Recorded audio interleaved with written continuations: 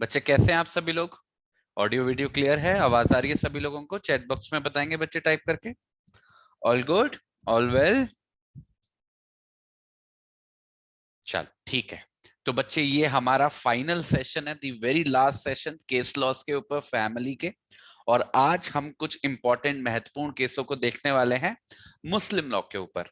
देखो, मुस्लिम लॉ की तो अपनी ही एक बात है। जब मैंने आपको उसको पढ़ाया, उस कानून को समझाने की कोशिश करी, तो उसमें अपनी एक फीचर्स थी, अपनी एक खासियत थी। कहने का मतलब है, मुस्लिम लॉ को समझने के लिए एक तो प्रैक्टिस की बड़ी जरूरत होती है, that you have to read it a number of times. एक बार में नहीं समझ में आता। And at the same time Muslim law की पेकुलैरिटी भी अलग है। अगर कभी भी उसको हिंदू लॉ के पर्सपेक्टिव से समझने की कोशिश करोगे तो कभी नहीं समझ में आएगा, क्योंकि हमको ये बात समझनी पड़ेगी कि जो मुस्लिम लॉ है वो एसेंशियली पर्सनल लॉ पे चल रहा है, और हमारा हिंदू लॉ जो है वो स्टैट्यूट।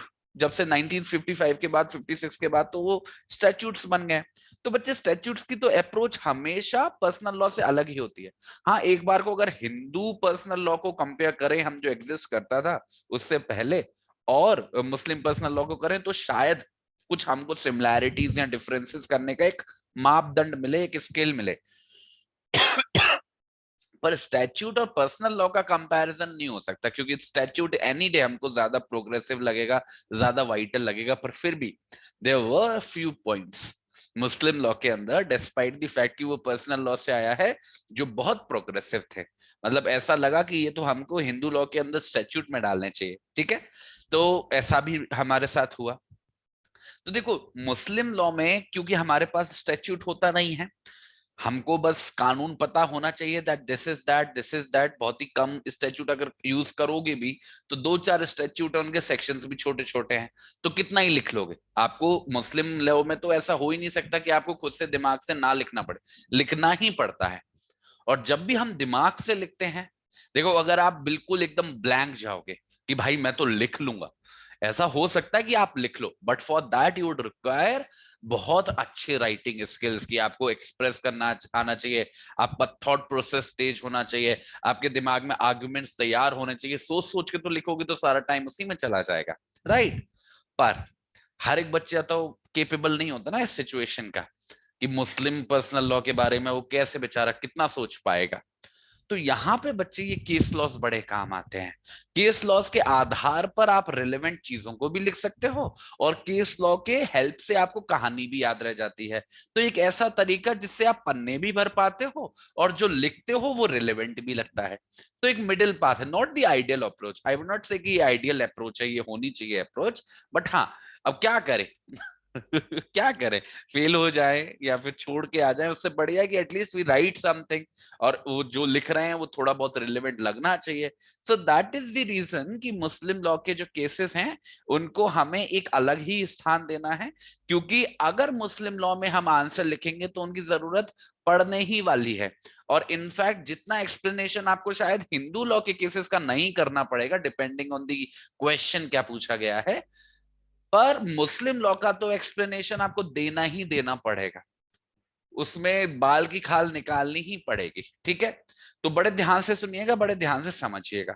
कल मैंने बच्चे आपको दो जजमेंट्स पढ़ाई थी मुस्लिम लॉ की, और दोनों ही जजमेंट्स बड़ी रिलेवेंट थी, बड़ी समझने वाली थी। आज जिस जजमेंट से मैं शुरू कर रहा हूं, इस जजमेंट को मैंने इसलिए डाला है, ये सुनने में थोड़ी सी अटपटी लगती है जजमेंट। जब आपको मैं बताऊंगा इसका रेशियो, फील की ये थोड़ा सा अजीब सा सिस्टम है। पर बच्चे, मैं आपको एक बात बताऊं कि इस पॉइंट के बारे में क्लैश भी बहुत रहा है between the different high courts. ये तो चलो प्रिवी काउंसिल की स्थिति है, बट मतलब बहुत ज्यादा सेटिस्फैक्टरी पोजीशन आज भी कह पाना 100% मुश्किल होता है। तो ऐसी सिचुएशन जब भी होती है ना, कि आपके पास एक क्लियर कट आंसर नहीं होता है, तो ऐसी सिचुएशंस में आपको आर्ग्यूमेंट्स लिखने में होते हैं, फॉर और अगेंस्ट। मतलब आपका जो आंसर होता है वो एक डिबेट के फॉर्म में होता है। वैसे तो हम डिस्कशन करते हैं, यहां पे आपको एक डिबेट के फॉर्म में लिखना होता है कि arguments for this position and arguments against this position. तो ऐसा ही एक ये केस है जो आपको हेल्प करेगा इस काम को करने में। तो देखो, केस का नाम देखो बच्चे। इस केस का नाम है बच्चे राशिद अहमद वर्सेस अनीसा खातून। काफी जाना माना केस है, आपने सुना भी होगा शायद। 1932 का केस है, प्रीवी काउंसिल का केस है, मतलब प्री इंडिपेंडेंस एरा का केस है। इसमें हुआ क्या, इसमें चर्चा हो रही थी इर्रिवोकेबल डाइवोर्स की। अब ये देखो बच्चे, कुछ कुछ एक्सप्रेशंस हैं जो आपको समझ में आने चाहिए। इर्रिवोकेबल डाइवोर्स, समझ रहे हो? वैसे हमने क्या पढ़ा है, हमने तलाकुल सुन्नत पढ़ा है, हमने तलाकुल बिद्दत पढ़ा है। ऐसे ही एक और डिमार्केशन होता है, revocable divorce, irrevocable divorce. Revocable divorce कौन से होते हैं, जैसे तलाकुल अहसन वाला तलाक है, तो जब तक तुहर का पीरियड चल रहा होता है तब तक आप उसको रिवोक कर सकते हो। ऐसे ही तलाकुल हसन होता है जब वो तीसरी बार जब तक आप नहीं बोलते हो कि तलाक, 3 महीने के गैप पे, एक एक महीने के गैप पे जो थर्ड वाला होता है, तब तक वो रिवोकेबल होता है। तो इस वजह से इन तलाक को जब तक वो फाइनल स्टेज नहीं आती, रिवोकेबल फॉर्म्स ऑफ तलाक माना जाता है। पर वहीं जो तलाक बिद्दत है, जैसे ट्रिपल तलाक है, it is considered to be an irrevocable divorce. देखो, इर्रिवोकेबल वो वाले डाइवोर्स भी हो जाते हैं, सुन्नत वाले भी डाइवोर्स इर्रिवोकेबल हो जाते हैं at a point of time, जब वो पूरा प्रोसेस पूरा हो जाता है। ऐसा नहीं है कि वो हमेशा रिवोकेबल रहते हैं, ये भी बेवकूफी मत करना एग्जाम में। वो भी जब उनकी प्रक्रिया पूरी हो जाती है वो भी इर्रिवोकेबल हो जाते हैं। फिर उनको रिवोकेबल, इसको इर्रिवोकेबल क्यों बोल रहे हैं, क्योंकि ये जो ट्रिपल तलाक वाली सिचुएशन है ना, जो बिद्दत वाली परिस्थितियां हैं, वो at the point of pronouncement ही इर्रिवोकेबल होता है। मतलब जैसे ही आपने 3 बार तलाक बोला, at that point only it is a irrevocable divorce. आप उसके 1 सेकंड बाद भी उस चीज को वापस नहीं कर सकते। तो ये उसी पॉइंट पे इर्रिवोकेबिलिटी आ जाती है। दैट इज द रीजन कि कभी भी आप ये इर्रिवोकेबल डाइवोर्स लिखा हुआ देखो ना, तो कंफ्यूज मत हो जाना कि कौन से डाइवोर्स की बात हो रही है। यहाँ पे मोस्ट लाइकली तलाकुल बिद्दत की बात हो रही है, ट्रिपल तलाक की बात हो रही है। तो यहाँ पे कुछ बच्चे ऐसा ही हुआ कि जज करने की कोशिश कर रहे थे कि तलाक बिद्दत का क्या सिनेरियो होगा, क्या हमको चाहिए, क्योंकि वो इर्रिवोकेबल फॉर्म है। ये हम सभी को पता है कि ऐसी परिस्थिति में ऐसा कोई भी जरूरी नहीं है कि भाई अगर पार्टीज में बन जाए या फिर वो अगर सेटलमेंट पे पहुंच पाए तो अपने एक्शन को वापस लिया जा सके। जैसे तलाक हसन है, तो 3 महीने का पीरियड है, 3 महीने का समय है सोचने के लिए। तो किसी भी समय अगर लगेगा कि हमारा एक्शन खराब है, मेरे को डाइवोर्स नहीं देना चाहिए, तो मैं उसको कैंसिल कर दूंगा, अगला स्टेप नहीं लूंगा। सेम विद तलाक हसन, बिद्दत में ये ऑप्शन नहीं होता है।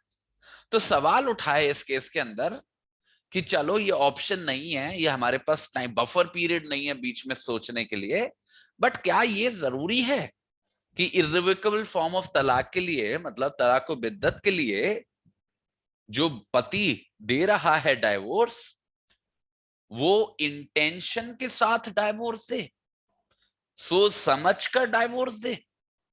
क्या तभी डाइवोर्स इफेक्टिव होगा? अगर कोई हस्बैंड बिना सोचे समझे डाइवोर्स दे रहा है तो क्या वो इफेक्टिव नहीं होगा? तो यहाँ पे सवाल कुछ अलग है, यहाँ पे क्वेश्चन नहीं किया जा रहा। वैसे आपको कई सारे केसेस मिलेंगे, जैसे शाबानो में आपको पढ़ाऊंगा, उसमें भी ये बहुत डिटेल डिस्कशन है कि तलाकुल बिद्दत क्यों खराब है, क्योंकि वहां पे सोचने का समय नहीं मिलता, it is like a one time action, और ऐसा हमको नहीं करना चाहिए, दिस एंड दैट। पर ये केस उनके बारे में नहीं है, इस केस में सवाल अलग है। इसमें जैसा भी है तलाक बिद्दत, उसको एक्सेप्ट कर रहे हैं, उसको इरिवोकेबल मान रहे हैं, बस एक सवाल पूछ रहे हैं क्योंकि इसके कॉन्सिक्वेंसेस इतने हाई हैं। तो क्या हम ये मान सकते हैं कि हमेशा जब हस्बैंड देगा इरिवोकेबल फॉर्म ऑफ तलाक, बिद्दत जब देगा, तो उसकी इंटेंशन होनी चाहिए, और अगर इंटेंशन नहीं है तो हम उसको तलाक नहीं मानेंगे? क्योंकि इसका पीछे आर्गुमेंट क्या है, इसके पीछे आर्गुमेंट ये है क्योंकि वो उस चीज को वापस नहीं कर सकता, उस चीज को वो ठीक नहीं कर सकता, वो एक इरिवोकेबल फॉर्म ऑफ तलाक है। दैट इज द रीजन कि हमको ऐसा करना चाहिए कि हम उसमें इंटेंशन को जरूरी कर दें। समझ रहे हो मेरी बात को, समझ रहे हो? अगर हम इसी लॉजिक को लगाएं सुन्नत वाले डाइवोर्सेस पे, हसन पे लगाएं या अहसन पे लगाएं, वहां पे इंटेंशन इतनी मैटर नहीं करती कि जब पहली प्रोनाउंसमेंट की तब किस इंटेंशन के साथ की, क्योंकि अगर एक बार बिना इंटेंशन के भी की होगी तो उस व्यक्ति के पास सफिशिएंट टाइम है 3 महीने का कि वो उस समय में तो उसका गुस्सा वुस्सा शांत हो जाएगा ना, तो वो उस चीज को वापस कर सकेगा। तो कोई खास फर्क नहीं पड़ता कि उसने गुस्से में दिया, सोच समझ के दिया या नहीं दिया। ये सवाल बहुत ज्यादा इंपॉर्टेंट हो जाता है ये इरिवोकेबल फॉर्म ऑफ डाइवोर्सिस में, क्योंकि वहां पे तो जो हो गया सो हो गया, you can't take it back. तो आर्ग्यूमेंट ये है क्योंकि यहाँ पे ऐसा है, क्योंकि यहाँ पे दूसरा ऑप्शन नहीं मिलता, दूसरा चांस नहीं मिलता, तो इंटेंशन को जरूरी कर देते हैं। कहने का मतलब है अगर कोई ट्रिपल तलाक गुस्से में दे दे रहा है, गलती से दे रहा है, मजबूरी में दे रहा है, नशे में दे रहा है, मतलब these are all the examples जहां पे वो इंटेंट नहीं करता तलाक देना, जहां पे वो चाहता नहीं है तलाक देना, वो गुस्से की वजह से, नशे की वजह से, कंपल्शन की वजह से ऐसा कर रहा है।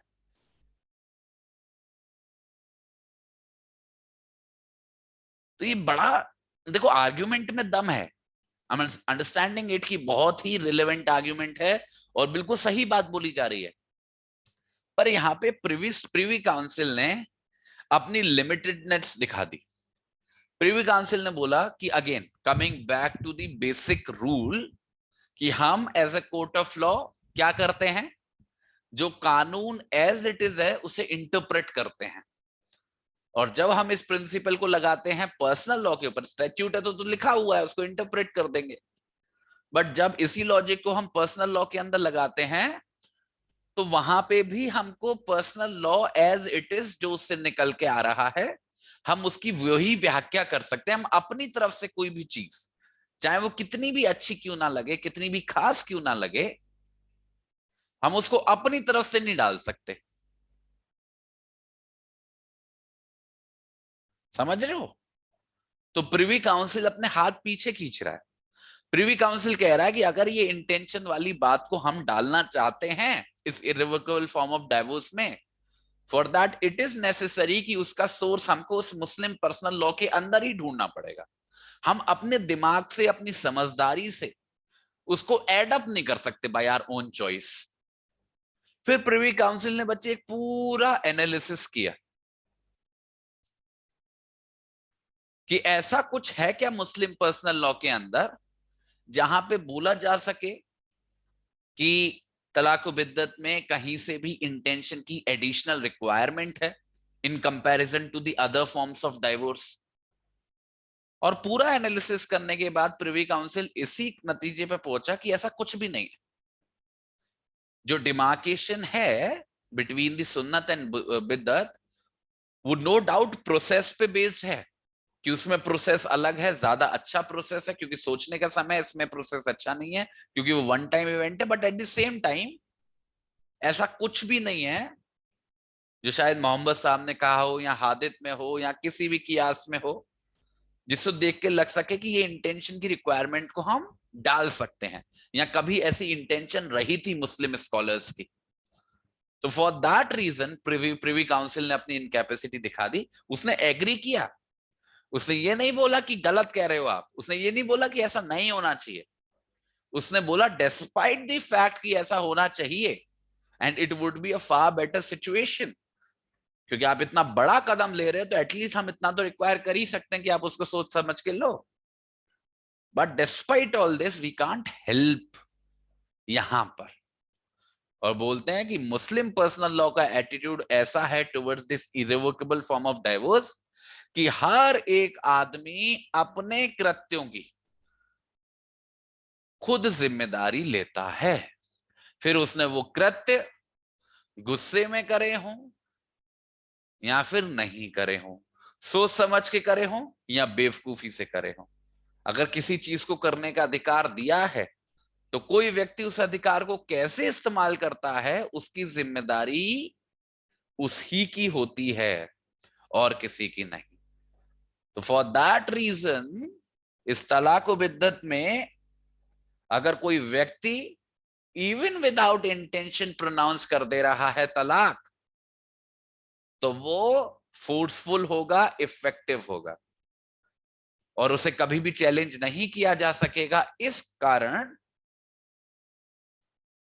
कि इंटेंशन नहीं थी, गुस्सा आ गया था। अब आप खुद एनालाइज करो अपने दिमाग में कि क्या ये इंटेंशन की रिक्वायरमेंट के बारे में जो मैंने आपको आर्गुमेंट्स बताए, जो इस केस के अंदर उछाले गए, डू यू थिंक वो एक अच्छा तरीका था, बेटर ऑप्शन था? प्रिवी काउंसिल उसके साथ जा सकता था? अगर आप थोड़ा सा भी उसके बारे में सोचो तो आपको एक प्रॉब्लम बहुत आसानी से दिखाई दे जाएगी, और वो प्रॉब्लम है सर्टेनिटी की।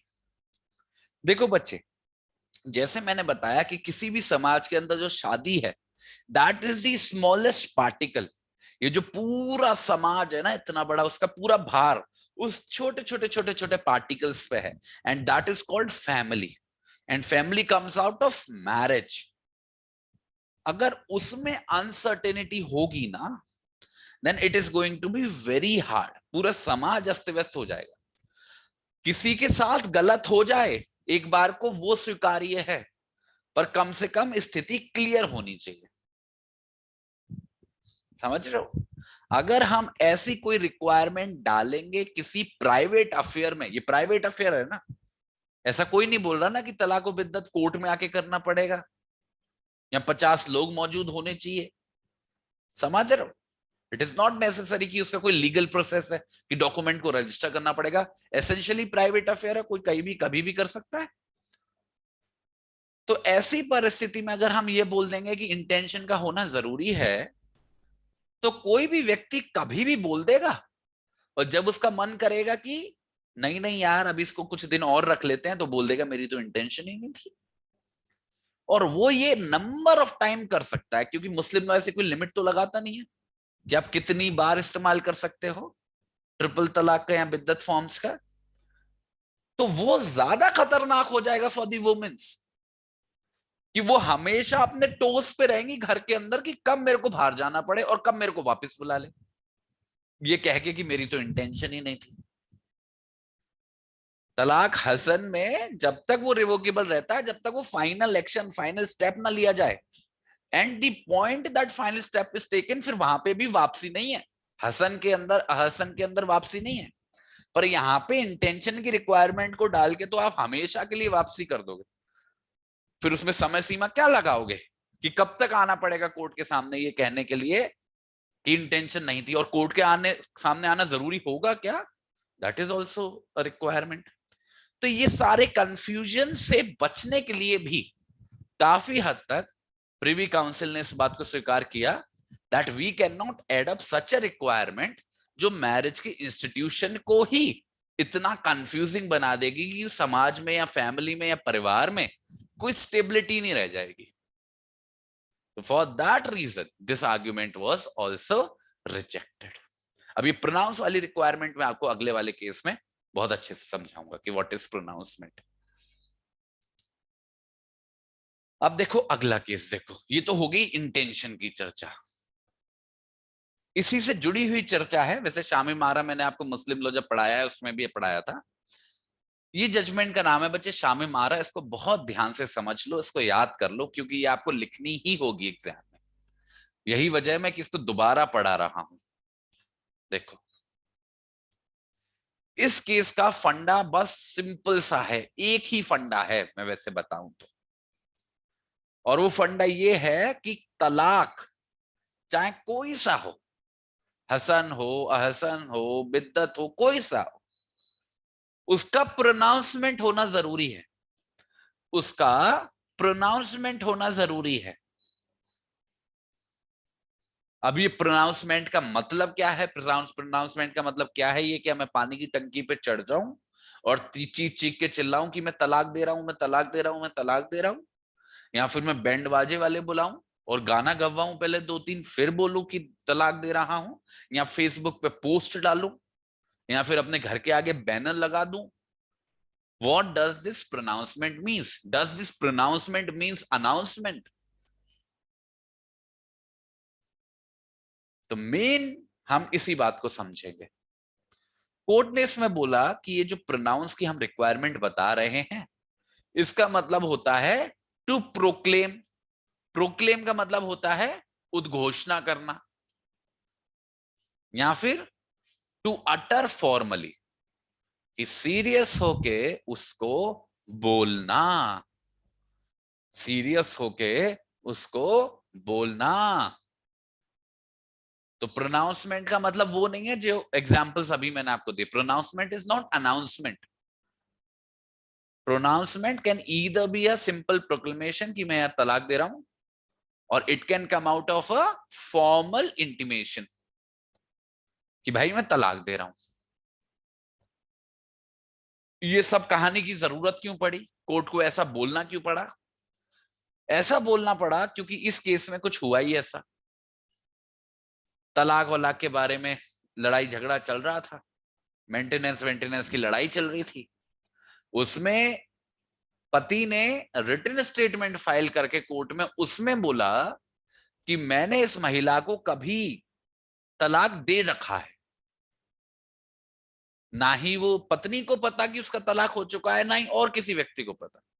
वो कह रहा है कि मैंने तलाक इसको पहले से दे रखा है, और वो कह रहा है कि मेरे पास अधिकार है तलाक देने का, मेरे को किसी से पूछने की तो जरूरत है ही नहीं, इसलिए मुझे किसी को बताने की भी जरूरत नहीं है। मेरा अधिकार है, मैंने इस्तेमाल किया था, अब ये मेरी पत्नी नहीं है फलाने फलाने समय से। तो कोर्ट के सामने ये सवाल था कि ये जो तलाक की फॉर्म्स हैं, एनी ऑफ देम, सुन्नत बिद्दत, वैसे ये तो केस तो बिद्दत से आ रहा है, क्या उसमें कहीं से भी हम ये एडिशनल रिक्वायरमेंट को जोड़ सकते हैं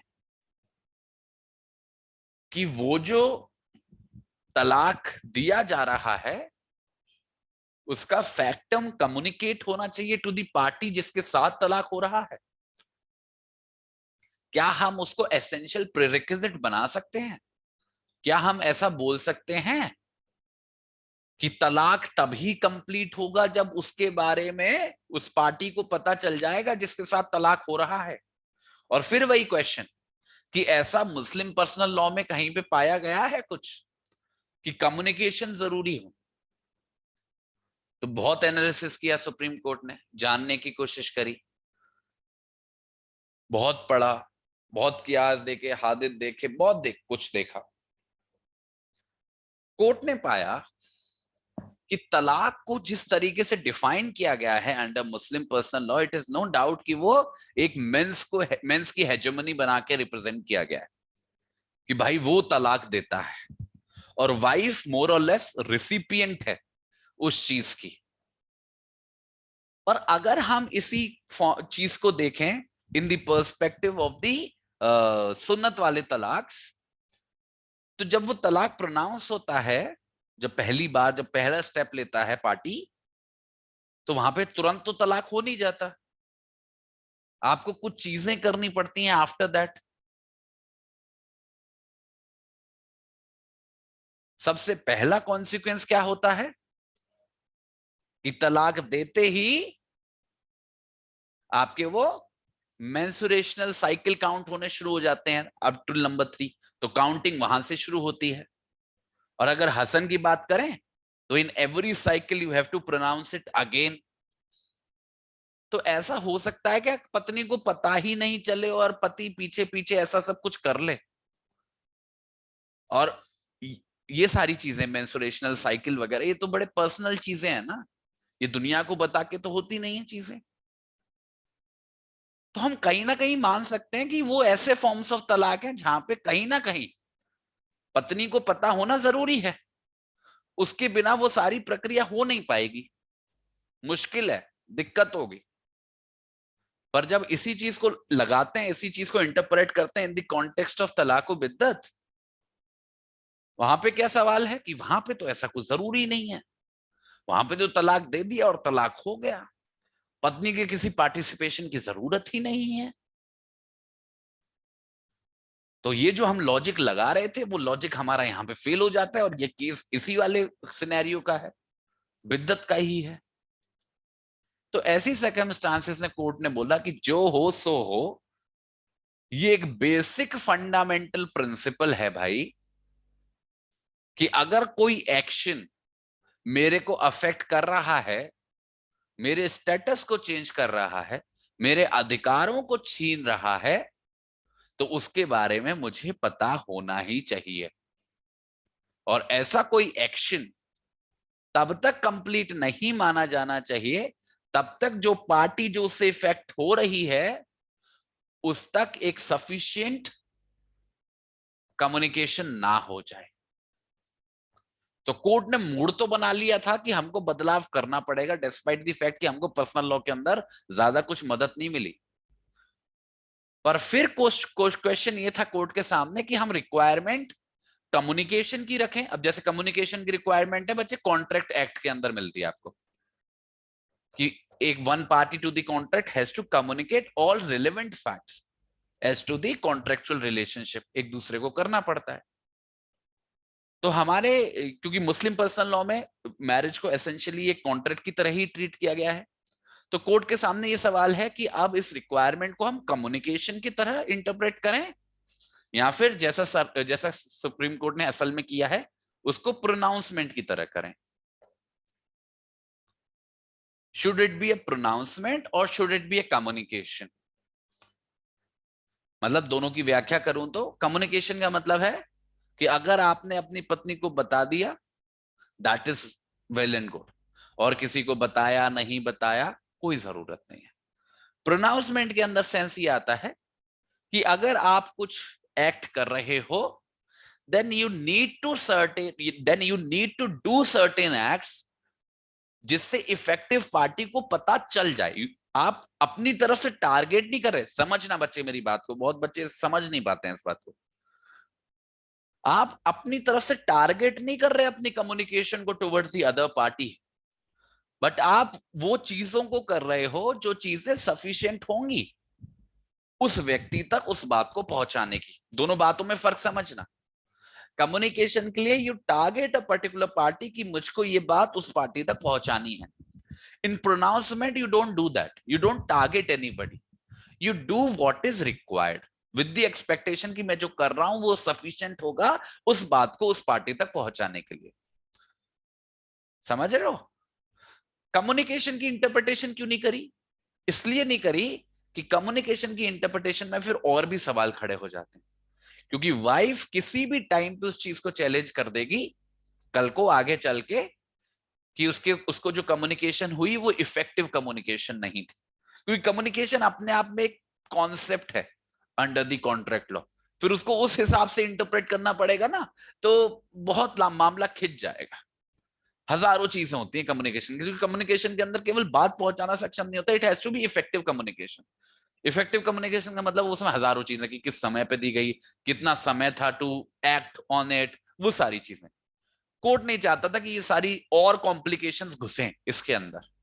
दैट इज द रीजन कि कोर्ट ने रिक्वायरमेंट को रखा प्रोनाउंसमेंट की, कि पति को हर वो चीज करनी चाहिए जो उसको लगता है सक्षम होगी इस इंफॉर्मेशन को, इस तलाक की इंफॉर्मेशन को पहुंचाने के लिए हर उस व्यक्ति तक जो उससे अफेक्ट होने वाला है।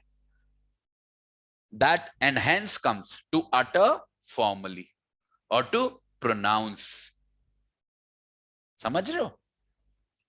तो कोर्ट ने कहा कि जब तक प्रोनाउंसमेंट नहीं होगा तब तक तलाक कंप्लीट नहीं होगा। ठीक है? So this is the contribution of Shamim Ara about the requirement of pronouncement। तो कभी भी कोई भी प्रॉब्लम आ जाए, कोई भी क्वेश्चन आ जाए, या फिर कभी भी चर्चा कर रहे हो तलाक के कानून की, तो प्रोनाउंसमेंट के कॉन्सेप्ट को आपको हमेशा एलैबोरेट करना है with this judgement, with this judgement. क्यों? क्योंकि इससे पहले भी कुछ ऐसी जजमेंट हुई जहां पे ये सवाल उठा था, वहां पे भी यही सारे सवाल उठे थे कम्युनिकेशन प्रोनाउंसमेंट वाले, पर ज्यादातर जगह पर कोर्ट ऑफ लॉ ने इस रिक्वायरमेंट को नहीं माना था। शामिम आरा एक ऐसा जजमेंट था जिसमें स्पेसिफिकली उसको, समझ रहे हो, it is not just a formality कि आपको ऐसा करना होगा। Pronouncement has been made a prerequisite for a divorce, की मतलब आपका डाइवोर्स ही कंप्लीट नहीं है जब तक आप ऐसा नहीं कर रहे हो। समझ रहे हो? उसको एक एसेंशियल एलिमेंट बना दिया। ये कंट्रीब्यूशन है शामिम आरा का। अब मुझे जल्दी से बताओ चैट बॉक्स में, अभी ऑल क्लियर? शामिम आरा समझ में आया है और पिछला वाला जजमेंट समझ में आया है? चैट बॉक्स में बताएंगे बच्चे, वाई टाइप करके बताएंगे फटाफट से। अभी तक सब कुछ क्लियर है? All well? ये सारी चीजें लिखते चलना बच्चे, छोटे छोटे पॉइंटर्स हैं, कीप राइटिंग देम। बाकी सब बच्चे क्या सो रहे हो? जल्दी लिखो, चैट बॉक्स में टाइप करो। समझ में आ रहा है? चलो, very good. Now moving on to the next case. अब जो हमारा अगला केस है, इसका नाम है Masroor Ahmed versus state and city of Delhi. 2008 का केस है दिल्ली हाईकोर्ट का। देखो क्या हो रहा है। अब आपको बताया मैंने, शामी मारा का तो भैया कॉन्सिक्वेंस ही बहुत तगड़ा था। काफी लोगों ने इसको अपोज किया, काफी पिटीशंस फाइल हुई, हजारों ड्रामे हुए। ठीक है,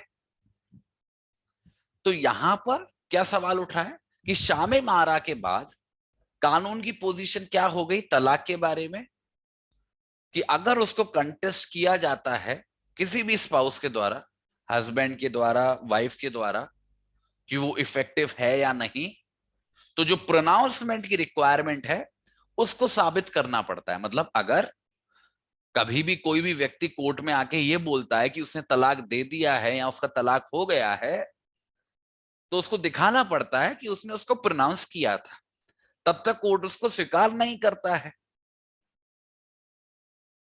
पर यहां पर एक और बात थी जिसमें शामीम आरा ने भी बहुत एम्फेसाइज किया और मसरूर अहमद भी बहुत एम्फेसाइज कर रहा है, और वो बात थी ये। कोर्ट ने बोला कि जब भी हम तलाक के बारे में चर्चा करते हैं under Muslim personal law, no doubt हमने कॉन्सेप्ट को दो पार्ट में डिवाइड कर रखा है। एक तरफ सुन्नत मान रखा है, हसन है, और एक तरफ बिद्दत मान रखा है जिसमें ट्रिपल तलाक है। नो डाउट डिमार्केशंस एग्जिस्ट करते हैं। नो डाउट जो मुस्लिम पर्सनल लॉ है वो खुद काफी हद तक बिद्दत का सपोर्ट नहीं करता है, और वो यही बोलता है कि ज्यादातर मुसलमानों को सुन्नत का ही इस्तेमाल करना चाहिए। उसकी वजह क्या है? उसकी वजह यह है क्योंकि सुन्नत वाली जो फॉर्म्स हैं उन दोनों ही जगह रिकंसिलिएशन की पॉसिबिलिटी होती है। ये बात तो वैसे अब आपको समझ में आने ही लगी होगी, क्योंकि जब मैं हिंदू लॉ पढ़ा रहा था, जब हम डाइवोर्स की चर्चा करते थे, तो मैं आपको बार बार बताता था कि चाहे कोई सा भी कानून हो, कोर्ट की हमेशा अप्रोच रहती है कि कोई शादी ना ही टूटे। कोर्ट कभी भी किसी शादी को एज अ लास्ट रिजॉर्ट ही तोड़ता है। ये थोड़ा सा फर्क है। अगर आप एनालाइज करोगे, कंपेयर करोगे बिटवीन दी अप्रोच जो शायद अमेरिका में चलती है या फिर वेस्टर्न कंट्रीज में चलती है और इंडिया में चलती है, तो ये बहुत बड़ा फर्क है इन दी अप्रोच कि इंडियन कोर्ट्स आज के समय में भी they still tilt towards the continuance of marriage, और उसके लिए वो थोड़ी बहुत चीजों को सहन कर भी लेते हैं। और आज भी हमारे कोर्ट इस रिकंसिलिएशन को बहुत ज्यादा महत्व देते हैं।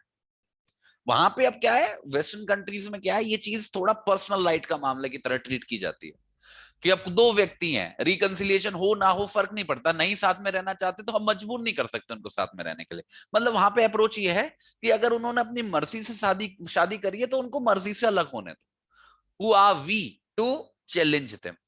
और अगर किसी को कोई परेशानी है तो वो उसको अलग होने का अधिकार है। तो अलग होने के अधिकार को ज्यादा महत्व दिया जाता है साथ रहने के अधिकार के मुकाबले। पर यहां पर जो रिकंसिलिएशन है उसको बड़ी इंपॉर्टेंस दी जाती है, बड़ा महत्व दिया जाता है। और यही वजह है कि मुस्लिम लॉ भी सुन्नत और बिद्दत का डिमार्केशन करता है। सुन्नत का सपोर्ट करता है क्योंकि वहां पे इसकी होप है, 3 महीने का समय रहता है दोनों फॉर्म्स ऑफ तलाक में, कि भाई मूड बदल सकता है। 3 महीने बहुत लंबा समय होता है बच्चे। बिद्दत को हमेशा वो कम सपोर्ट करते हैं फॉर द रीजन कि उसमें ये रिकंसिलिएशन नहीं है। पर शामी मारा के अंदर कोर्ट ने एक अलग ही अप्रोच अपनाई, और कोर्ट ने कोशिश करी। देख रहे हो, देखो कोर्ट का भी एटीट्यूड की बात है। हम नो डाउट अभी मैं जजमेंट पढ़ाऊंगा तो सपोर्ट करेंगे कि कोर्ट अच्छा काम कर रहा है, but again we need to understand कि उसका एटीट्यूड क्या है, कि वो court as the interpreter of law काम कर रहा है या फिर वो court as the creator of law काम कर रहा है। तो शामीम आरा में कहीं ना कहीं कोर्ट ने क्रिएटर का रुख अपना लिया था, जैसे प्रोनाउंसमेंट की रिक्वायरमेंट को जोड़ा, डिस्पाइट द फैक्ट कि उसके बहुत ढूंढने के बाद भी उसको ज्यादा सोर्सेस नहीं मिले, और बिद्दत के अंदर रिकंसिलिएशन को डालने की कोशिश की। कोर्ट ने बड़ा सिंपल बोला कि कोई भी तलाक हो और किसी भी धर्म के अंदर हो, बिद्दत हो, सुन्नत हो, कुछ भी हो, कोई भी तलाक जो बिना रिकंसिलिएशन की पॉसिबिलिटी के हुआ है ना, वो तलाक स्वीकार्य हो ही नहीं सकता है। वो एक तरीके का अन्याय है उस पार्टी के साथ जिसका तलाक हो रहा है। सिंपल सी बात है। आपने तलाक करने का अधिकार किसी को भी दिया, पर हर व्यक्ति के पास यह अधिकार है कि उसे एक मौका मिलता है टू प्रेजेंट हिज स्टैंड। ये एक तरीके से आप ऐसे समझ लो कि अगर आप तलाक दे रहे हो विदाउट दिस पॉसिबिलिटी, तो वही होता है ना, right of being heard before being condemned, सजा पाने से पहले सुनवाई का अधिकार जैसी सिचुएशन। तो यहां सजा तो नहीं है, पर असलियत में तो सजा होती है काफी लोगों के लिए, तो वो सुनवाई जरूर होनी चाहिए। रिकंसिलिएशन हो ना हो that is different, but possibility होनी चाहिए, उसकी कोशिश होनी चाहिए। तो कोर्ट ने ये बोला शामीम आरा के अंदर कि बिद्दत फॉर्म्स के अंदर भी अगर हस्बैंड कंटेंट कर रहा है कि उसने तलाक दे दिया है अपनी वाइफ को, क्योंकि वहां पे फैक्ट्स भी कुछ ऐसे ही थे, तो प्रोनाउंसमेंट तो उसे दिखाना ही पड़ेगा। साथ में यह भी दिखाना पड़ेगा कि उस प्रोनाउंसमेंट से पहले उसने रिकंसिलिएशन की तरफ कोशिश की, रिकंसिलिएशन की तरफ अटेम्प्ट किया। क्योंकि अगर उसने ऐसा नहीं किया है तो कोर्ट ने ये लिबर्टी दी फ्यूचर कोर्ट्स को, फ्यूचर केसेस में, कि उसको अपने हिसाब से डील कर सकते हैं कि उनको एज ए वैलिड तलाक स्वीकार करना है या नहीं।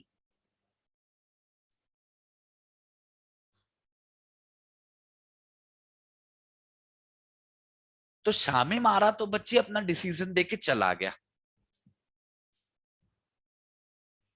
पर आगे आने वाले जो कोर्ट्स थे, आगे आने वाले जो केसेस थे, वहां पे ये सवाल बार बार उठता रहा कि ये जो शामीम आरा की जो प्रोनाउंसमेंट्स हैं, जो जजमेंट है, जो रेशियो निकल के आ रहा है, उसको हमें किस हद तक मानना है, to what extent are we suppose to follow it.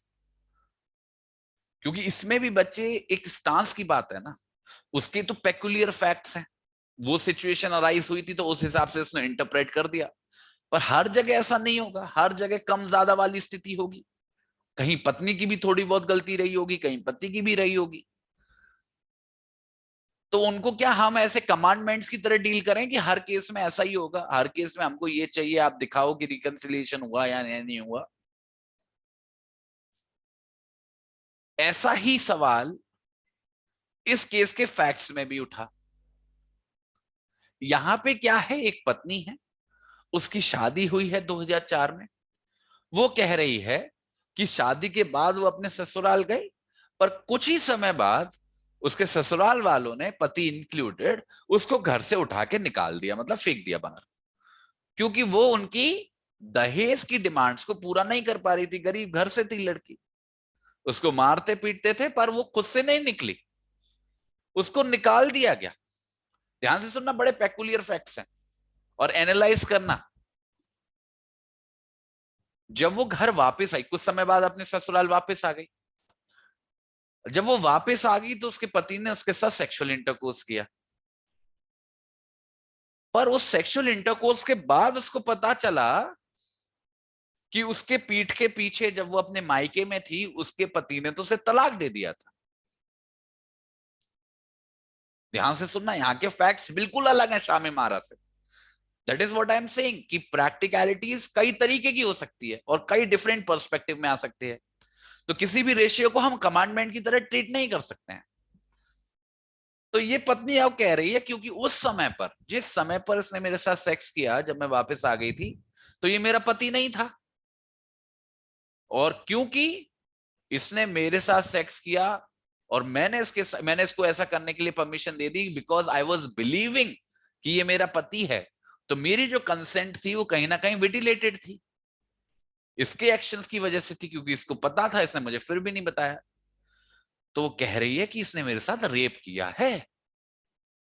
तो देखो शादी का संबंध कहां चला गया, 375-76 में। रेप का मतलब समझ रहे हो। और यहां पे ये मत समझना कि रेप में भी वो हस्बैंड वाइफ वाली सिचुएशन लगेगी जहां पे थोड़ी सी सजा है। नहीं नहीं नहीं नहीं, वो तो कह रही है कि उस समय पे जब सेक्सुअल इंटरकोर्स हुआ वो तो उसका पति था ही नहीं। तो प्योर रेप, हार्डकोर रेप का एलिगेशन लगा रही है। अब देखो कितना डिफरेंट कॉन्टेक्स्ट है, कितना डिफरेंट बैकग्राउंड है। सवाल यही है कि वो जो तलाक हुआ उस लड़की के पीछे, उसके पीठ के पीछे, क्या वो तलाक इफेक्टिव है, क्योंकि उसको पता नहीं था। देखो एक तरीके से शामे मारा के फैक्ट्स और इसके फैक्ट्स बिल्कुल सेम है। वहां पे भी पत्नी को नहीं पता चला था, यहां पे भी पत्नी को नहीं पता चला। पर यहां पे देखो कैसा खतरनाक मोड़ ले लिया स्थिति ने, कि यहां पे पति मंदिर में जाके, सॉरी मस्जिद में जाके माथा पीट रहा होगा कि भगवान कोर्ट शामे मारा को मान ले और बोल दे कि मेरा तलाक इफेक्टिव नहीं था, क्योंकि अगर मेरा तलाक इफेक्टिव मान लिया कोर्ट ने तो मैं रेप के लिए जेल में चला जाऊंगा। कोर्ट बोल दे कि मैं पति था उस दिन जब मैंने इसके साथ सेक्स किया। देख रहे हो कैसा उल्टा हो गया। वहां पे पति कह रहा था कि मैं क्यों, मेरा तो अधिकार है, मैं नहीं बताऊंगा। यहां पे देख रहे हो ऐसा ही एक पति रो रहा है कि बोल दो कि मेरा तलाक बेकार था। सो this is the variety of facts जिसमें सेम तरीके के क्वेश्चंस तो हैं, बट उनके कॉन्सिक्वेंसेस बहुत डिफरेंट है।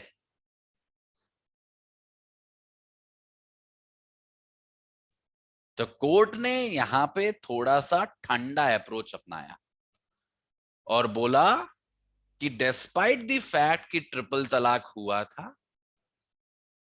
पर फिर भी कुछ बातें हैं हमको जो माननी होगी अगर हमको ऐसे किसी तलाक को वैलिड मानना है तो। और कोर्ट ने रिक्वायरमेंट्स बताई। सबसे पहले कहा कोर्ट ने कि भले ही इरिवोकेबल फॉर्म हो, भले ही विद्वत हो, तलाक हमेशा रीजनेबल कॉज की वजह से होना चाहिए। उसके पीछे वजह होनी चाहिए और वजह भी रीजनेबल होनी चाहिए। तो मतलब देख रहे हो शामी मारा से पहले पति क्या कह रहा था, मेरा अधिकार है, I am not answerable to anyone, मैं जिसको चाहे जब चाहे तलाक दूंगा। बट यहां पे कोर्ट क्या कह रहा है, उस पति को ही बचाने के लिए, कहीं ना कहीं पति को बचा ही तो रहा है, कि रीजनेबल कॉज होनी चाहिए, बेवजह का तलाक नहीं चलेगा, रिकंसिलिएशन का अटेम्प्ट होना चाहिए। शामे मारा, और यहां पे तो इस हद तक चला गया कि कम से कम दो दो एक एक परिवार के लोग बैठे, दोनों तरफ से परिवार के लोग बैठे और वो इनको समझाने बुझाने की कोशिश करें।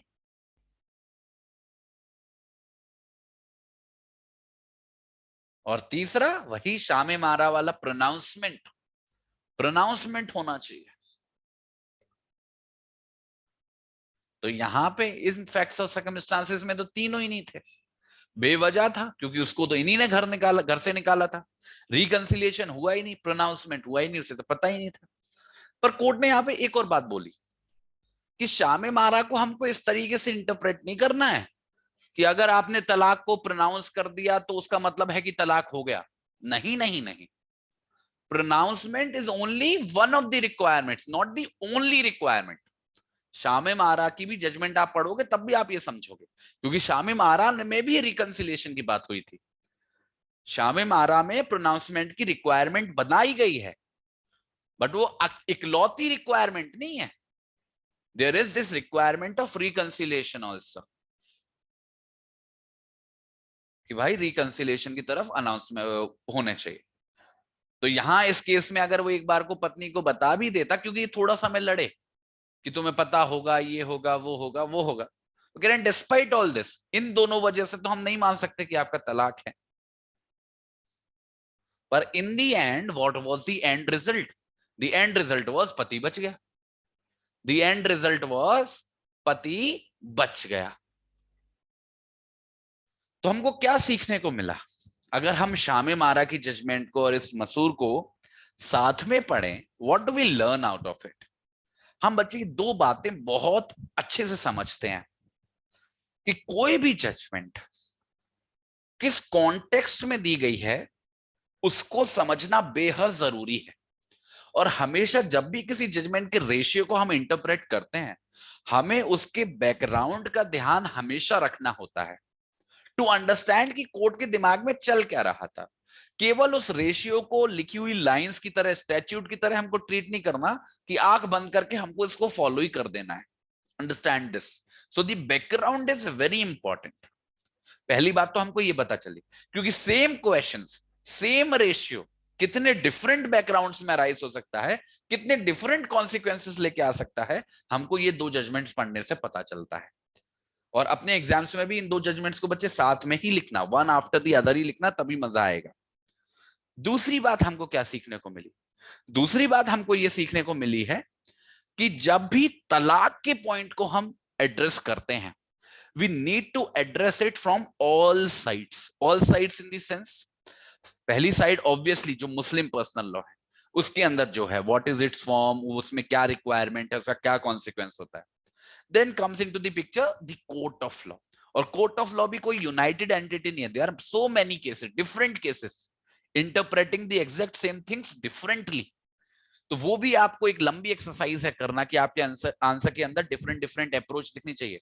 किसी भी कोर्ट की अप्रोच को अपना मत बनाओ, वो कंक्लूजन में बना लेना, बट जो भी पॉसिबल अप्रोचेस हैं उनको लिखो अपने आंसर के अंदर। इससे आपका आंसर ना बच्चे बहुत ही ऐसा लगता है कि मैं किसी का रिसर्च पेपर पढ़ रहा हूं।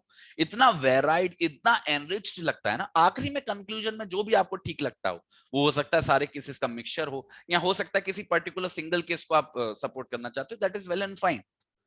But what is important is कि आपका आंसर एक होलिस्टिक अप्रोच दिखाए, एक रेस्ट्रिक्टिव अप्रोच ना दिखाए। एक ऐसे की तरह आंसर नहीं लिखना है, एक डिस्कशन पेपर की तरह आंसर लिखना है। ठीक है, तो ये कुछ पॉइंटर्स हैं। अगर कभी भी आपके सामने, और आएगा ऐसा क्वेश्चन जरूर आएगा, बिद्दत पे क्वेश्चन आता ही है, ट्रिपल तलाक पे क्वेश्चन आता ही है, तो ये मान के चलो ये दो जजमेंट्स आपको लिखनी ही है। तो एक काम करो आप सभी लोग, आज प्रैक्टिस करना टू राइट एन आंसर इन्हीं चीजों पे, जिसमें आपको शामे मारा लिखना है और ये दोनों लिखना है। क्वेश्चन क्या होगा? इज लिख लो अगर चाहो तो, इज प्रोनाउंसमेंट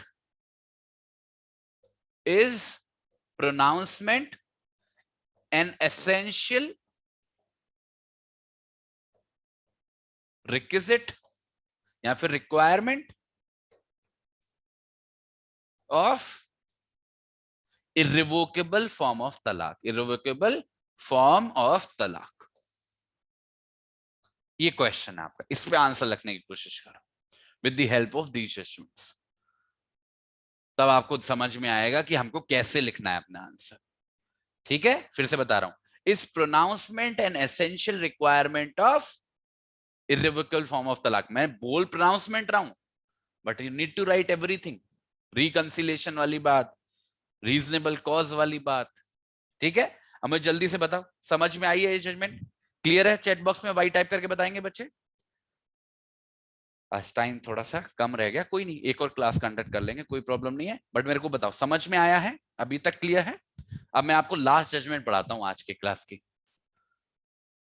इसका नाम है बच्चे गुलाम सकीना वर्सेस फलक शेर। इतना याद कर लो, पूरा नाम याद करने की जरूरत नहीं है। 1950 का केस है लाहौर का। देखो यहां पे क्या हुआ, एक माइनर लड़की थी, और माइनर जब मैं मुस्लिम लॉ के अंदर बोलूंगा तो क्या होगा? Below 15 years, below age of puberty. तो एक माइनर गर्ल की शादी हुई और उसके साथ सेक्सुअल इंटरकोर्स भी हो गया, मतलब उसकी मैरिज कंजुमेट भी हो गई उसके 15 साल के होने से पहले ही। तो शादी भी हो चुकी है और कंज्यूमेशन भी हो चुका है। अब मैंने आपको एक बताया था जब मैं डाइवोर्सेस पढ़ा रहा था, एक एक फॉर्म ऑफ डाइवोर्स था ऑप्शन ऑफ प्यूबर्टी। उसके अंदर ऐसी कोई भी बच्ची जिसकी शादी एज ऑफ प्यूबर्टी से पहले हुई है, तो वो एज ऑफ प्यूबर्टी को अटेन करके उस शादी को रेपुडिएट कर सकती थी, उसके पास ये राइट होता था। उसी के बारे में है ये केस। तो एक बच्ची है, उसकी शादी हुई है उसकी एज ऑफ प्यूबर्टी से पहले, उसके साथ सेक्सुअल इंटरकोर्स भी हो चुका है, और वो जो बच्ची है वो चाहती है कि मतलब प्यूबर्टी की एज होने के बाद वो चाहती है कि मैं अपने इस पति से पीछे छुड़ा दूं। पति कह रहा है क्योंकि ये मैरिज कंजुमेट हो चुकी है, तो ये मैरिज अब कंप्लीट हो चुकी है। देखो कंजुमेशन को आप कैसे इंटरप्रेट करोगे? देखो, no doubt sexual intercourse is one of the very essential component किसी भी एक वैलिड मैरिज का। एक्चुअल में अगर हम उसको नेकेड तौर पर देखें, बिल्कुल सब कुछ हटा के, सारे धुएं सब कुछ हटा के, जो सबसे पहला इफेक्ट होता है वो क्या होता है शादी का? कि दो लोगों के बीच में सेक्सुअल इंटरकोर्स लीगल हो जाता है। दो लोगों में सेक्सुअल इंटरकोर्स लीगल हो जाता है कानून की नजर से भी, और एक्सेप्टेबल हो जाता है समाज की नजर से भी। अब जैसे आज के जमाने में तो दो अडल्ट अगर सेक्सुअल इंटरकोर्स कर रहे हैं और विद द कंसेंट कर रहे हैं तो वो लीगली एक्सेप्टेबल है। पर हमारे भारतीय समाज में थोड़ा सा भी उसको दिक्कत है। पर शादी एक ऐसी चीज है, एक ऐसा इंस्ट्रूमेंट है जिसमें लीगल और सोशल दोनों एक्सेप्टेबिलिटी आती है। तो सबसे बड़ा इफेक्ट तो उसका वही होता है। तो कंज्यूमेशन को हमेशा बहुत इंपॉर्टेंट एस्पेक्ट माना जाता है किसी भी मैरिज का। तो यहाँ पे पति कह रहा है क्योंकि हमारी शादी कंज्यूमेट हो चुकी है, डिस्पाइट द फैक्ट कि वो उस समय पे एज ऑफ प्यूबर्टी की नहीं थी, तो फॉर दैट रीजन हमारी शादी अब कंप्लीट है, there is nothing to be done, and hence क्योंकि हमारी शादी कंप्लीट हो चुकी है तो अब कोई रेपुडिएशन वगैरह का ऑप्शन नहीं होना चाहिए। अब कोई ऐसा ऑप्शन नहीं होना चाहिए।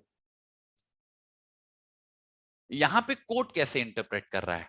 यहां पे एक और एस्पेक्ट उठ के आ रहा है। जब हम कंज्यूमेशन की बात कर रहे हैं, सेक्सुअल इंटरकोर्स की बात कर रहे हैं, कहीं ना कहीं सवाल यह भी उठता है कि वो जो कंज्यूमेशन है वो बच्ची की कंसेंट के साथ हुआ या नहीं हुआ। That is also fact. क्योंकि कहीं ना कहीं ये जो ऑप्शन ऑफ प्यूबर्टी वाला है जो पॉइंट है, इसमें ये रिक्वायरमेंट डाली जाती है कि ऑप्शन ऑफ प्यूबर्टी को एक्सरसाइज करने के लिए ये जरूरी है कि वो जो बच्ची है उसने अपनी कंसेंट के साथ सेक्सुअल इंटरकोर्स ना किया हो अपने हस्बैंड के साथ, मतलब मैरिज को कंज्यूमेट ना किया हो विद हर ओन कंसेंट। अब उसके साथ जोर जबरदस्ती हुई है जो ज्यादातर केसेस में होती है, तो उसमें तो उसकी कोई गलती नहीं है, तो उसका ऑप्शन नहीं जाता। तो सेक्सुअल इंटरकोर्स इन इटसेल्फ उसका हक नहीं छीनता है, उसका हक छीनता है sexual intercourse with her consent. पर यहां पे बच्चे देखो, शादी के अंदर सेक्सुअल इंटरकोर्स हो रहा है, कैसे पता लगाओगे विद दी कंसेंट था या विदाउट दी कंसेंट था? अब चार दरवाजों के बीच में, चार दीवारों के बीच में क्या हो रहा है भगवान जाने। कहां से एविडेंस लेके आओगे इन सारी बातों को? वो उससे अगर हम प्रूव करने को बोलेंगे भी तो वो कैसे प्रूव करेगी? पर कोर्ट ने यहां पे अप्रोच ही अलग अपनाई। कोर्ट ने बोला कि यहां पे जो एविडेंस निकल के आ रहा है, जैसा हस्बैंड खुद कंटेंट कर रहा है, वो कह रहा है कि उसने जो कंज्यूमेट की है मैरिज, वो बच्ची के साथ तब की है जब वो प्यूबर्टी की एज की नहीं थी। फ्रॉम दैट फैक्ट इटसेल्फ हम ये मान सकते हैं क्योंकि वो प्यूबर्टी की एज की नहीं थी, वो माइनर थी एज पर दी पर्सनल लॉ, तो वो कंसेंट देने में सक्षम ही नहीं थी। तो एक बार को अगर पति की बात मान भी लें कि the sexual intercourse with was with her consent, तो भी उसकी कंसेंट का कोई फायदा नहीं, because she was incapable of giving the consent.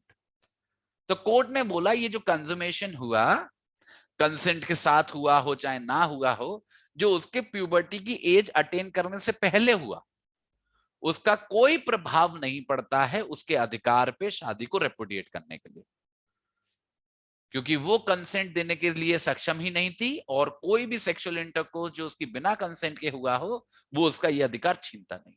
हाँ, यही इंटरकोर्स अगर उसकी शादी के 15 साल होने के बाद किया होता और उसकी कंसेंट के साथ किया होता, क्योंकि वो तब केपेबल होती, तो शायद उसका ये अधिकार छिन जाता, पर इन फैक्चर सर्कमस्टांसिस में ऐसा नहीं हुआ है। और इसका लॉजिक क्या लगा रहा है कोर्ट, देखो कोर्ट कह रहा है कि जो शादी है मुस्लिम लॉ के अंदर, आप सभी को पता है, उसका जो नेचर है वो कॉन्ट्रैक्ट जैसा है। और जब भी हमारे मुंह से शब्द निकलता है कॉन्ट्रैक्ट, तो सबसे पहला क्या दिमाग में आता है? कंसेंट। कंसेंट एक आधार है जिसपे पूरा कोई भी कॉन्ट्रैक्ट डिपेंड होता है। तो ऐसी परिस्थिति में एक ऐसा व्यक्ति जिसने मेजोरिटी अटेन नहीं की है, और मेजोरिटी का concept means according to the Muslim personal law puberty attain नहीं की है, तो वो तो किसी चीज को करने के लिए केपेबल ही नहीं है। और अगर मैं आपको बताऊं, इनफैक्ट ये जो बच्ची है, जो एक ऐसे बच्ची है जो प्यूबर्टी की एज की नहीं है, वो तो अपने लिए शादी का भी फैसला नहीं ले सकती, क्योंकि वो है ही नहीं केपेबल कंसेंट देने के। उसकी शादी उसके पिता या ग्रैंडफादर ही कराते हैं, पिता या दादाजी के पास अधिकार है। आपको कल मैंने एक ऐसा केस पढ़ाया था जिसमें बच्ची 17 साल की थी, तब भी उसके ग्रैंडफादर ने दे दिया था, तो इसलिए वो चैलेंज कर रही थी। पर 15 साल से छोटी बच्ची तो अपने आप के अपनी शादी के बारे में कंसेंट देने के लिए सक्षम नहीं है, तो वो सेक्सुअल इंटरकोर्स के लिए कहां से कंसेंट दे देगी? और कंसेंट क्यों इतनी इंपॉर्टेंट है मुस्लिम लॉ के अंदर? क्योंकि कहीं ना कहीं मुस्लिम लॉ के अंदर जो मैरिज का कॉन्सेप्ट है वो कॉन्ट्रैक्ट के ही कॉन्सेप्ट के आसपास घूमता है।